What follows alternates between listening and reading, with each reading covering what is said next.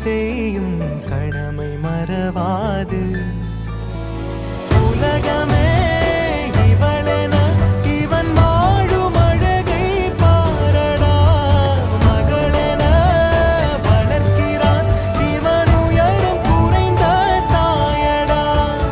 இவனின் அன்பை அளந்திட